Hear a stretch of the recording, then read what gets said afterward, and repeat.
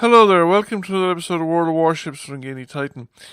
And I was debating as to whether I was going to put out a video on this particular topic just yet or not.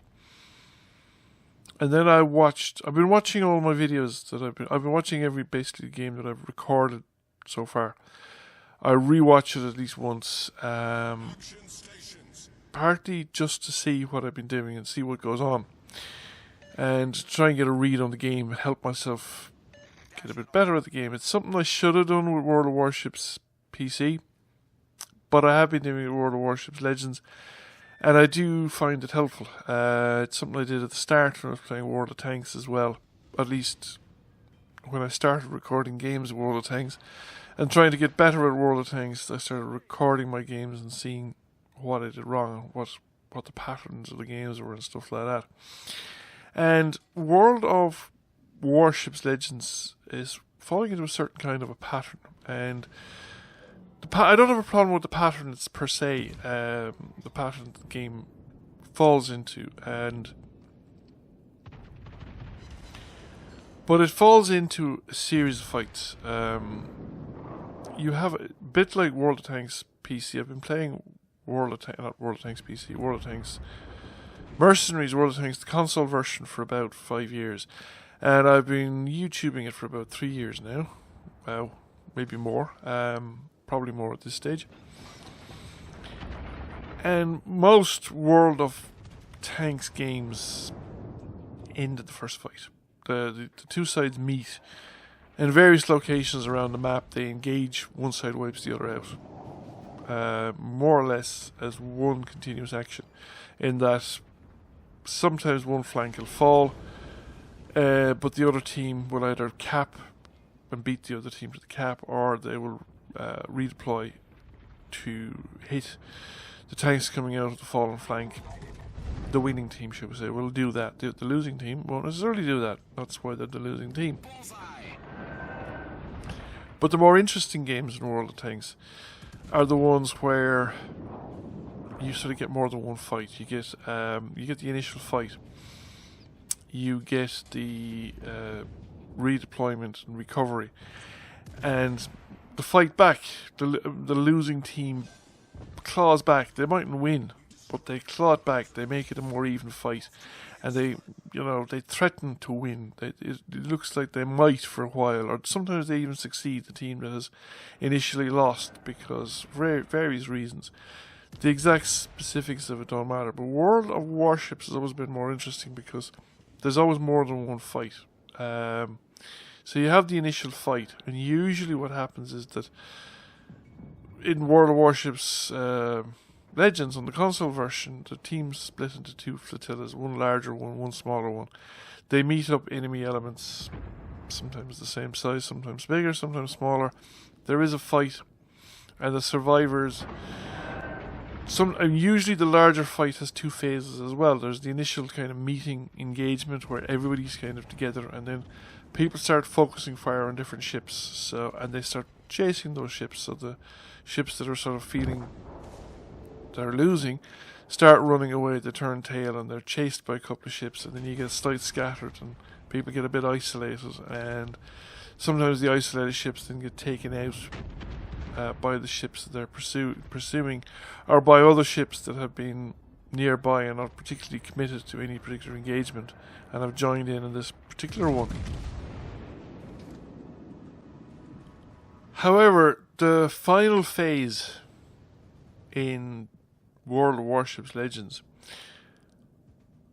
almost never gets to a satisfying conclusion. It never gets to a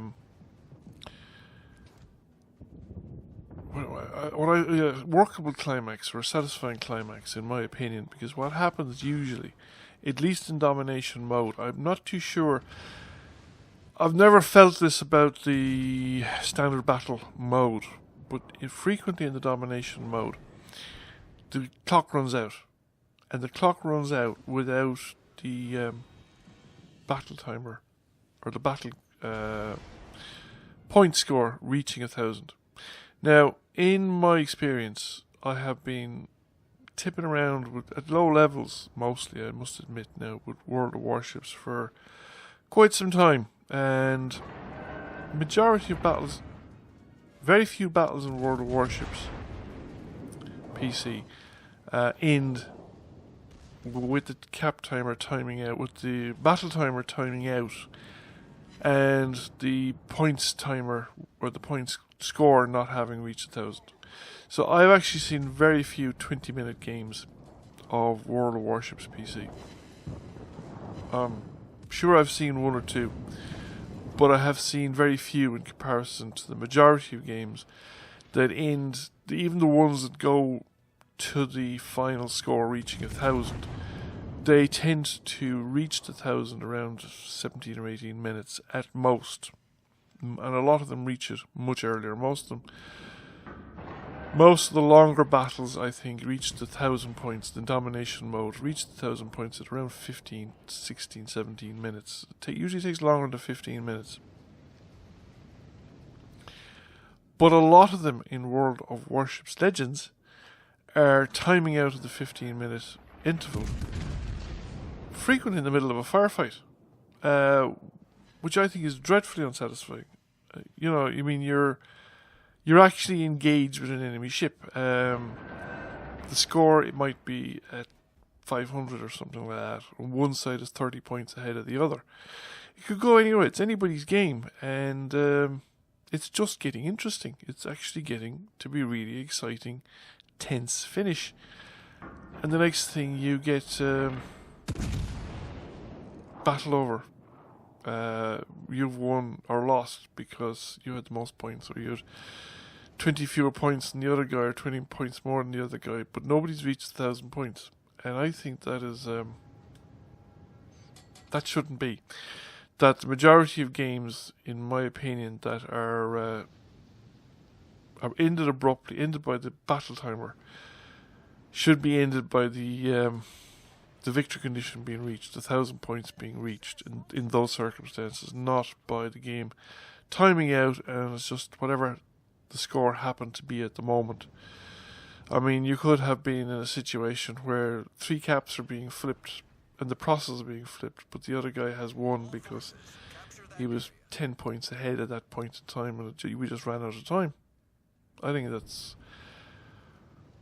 that's crazy, and it's really it feels like cheating. Even if you win, it doesn't feel like a proper win. It feels like that you just got lucky, and you might as well have rolled the dice at the start of the game and say, here's 1,000 points, you won. 1,000 experience or whatever, you won. Like, this is an interesting case. In point, it's not necessarily the most exciting battle that I've been involved that this particular thing happened in, but it's one of those games where it did happen because we're ahead in points. We're arguably twice as many ships as the remaining enemy team. We don't currently know where the remaining enemy team is, and it turns out we'll run into them in a few moments. We'll run into the entire enemy team now. We were actually quite scattered, but we're actually concentrating quite well. There are no ships wandering off to do something strange at the edge of the map. And we now ran into the enemy team, and we ran into the whole enemy team, more or less all in the same location. And a firefight is about to ensue. And the enemy are actually going to be at a disadvantage because they're the ones that are going to find us caught in a crossfire from ships coming in at different vectors to attack them. The Kuma in particular is going to be in serious trouble because he's out there in front, and he's going to take the brunt of the crossfire. So we're coming in here. I'm going to start focusing fire on the Kuma, take the cruiser out. I don't have a line of sight on the battleship. Well, I do actually, but I started on him and he's low enough hit points, and I regard cruisers as pretty dangerous. I always kind of prioritize cruisers and destroyers. They're easier to take out, and they're still dangerous guns. They're dangerous weapons in the game. Meanwhile, we're losing ships as well. We've lost our cruiser. We've managed to take out their cruiser. We've taken out a battleship, and there's only the destroyer remaining. And you think, okay, this is game over. He's caught in open water. He's surrounded by enemy forces. He's not going to survive the next 2 minutes, and he's under fire from everybody. So he starts to smoke up, actually, and we've lost sight of him. We managed to get a little bit of a hit in. But we know, yeah, he's in the smoke somewhere, and we should be able to get another shot off. Our own destroyer is going in after him, gung-ho. 3 of us left. We outnumber him. It shouldn't be. We've captured area B. We've 2 capture areas, but we're only 400 and what? 30. We're only 30 points up or something like that. And there is the Clemson again. So I'm going to get another shot off, but his torpedoes are in the water. He's no longer spotted. I've taken a hit, and he's just wiped out our destroyer. And all of a sudden, the situation is flipped, in that he is now, what you call it, the enemy team is now the ones ahead on points. And he has just, it's now a destroyer versus 2 battleships. Okay, it's still 2-1, but it's a completely different kind of 2-1 than it was before. And the 2 battleships are together at the moment. They're in a position to mutually support each other, and therefore very dangerous and risky for the destroyer to take on. And I'm expecting torpedoes out of the smoke cloud any minute, because it's the obvious thing to do. However, he does have options. The trouble is, he doesn't have a lot of time to implement those options. So one of his options would be to, say, run around behind us and flip the cap circle. Now, I was detected there, so I wasn't sure whether he was swinging past the open gap to run around behind me and capture Charlie, or whether he was just peeking out from the edge of the smoke screen where I couldn't spot him. So I didn't change my course much, but I did start varying the speed of the ship and wiggling it back and forth a little bit, just to make the forward progress of the ship less predictable, so that it was more likely the torpedoes would arrive where I was before I would get there, or where I was going before I'd get there, because I had to stay the course as well. And sure enough, these are the torpedoes. And from the angle the torpedoes came in at, I reckon he had left the smoke circle at that point, or smoke screen at that point, and was actually circling around behind me to head for Charlie. So I thought, okay, I better turn my ship around to get back in time to prevent the capture of Charlie from our team. Now, as it turns out, there's only 2 minutes remaining. He doesn't actually have enough time to get into Charlie and flip Charlie in enough time to make a difference to the outcome of the game, because it's a 15-minute game. But if it's a 20-minute game, he would have had. He could have potentially flipped Charlie before I would have got down there. Okay, the other battleship is heading straight forward and going for Alpha, so he's going to be flipping Alpha, which is going to put pressure on the destroyer. But the destroyer is already committed to flipping Charlie. Now, as it turns out, because of the cap pressure situation, we're what? Well, we've gained on points, but we're not. We're 40 points ahead, maybe. 640, more than 40, maybe 50 points ahead. But the thing is that, and they're now flipping Charlie, and I'm detected again. And that kind of tells me that he's somewhere in the gap as well. He's there between the 2 islands. He's in Charlie, but he's at the edge.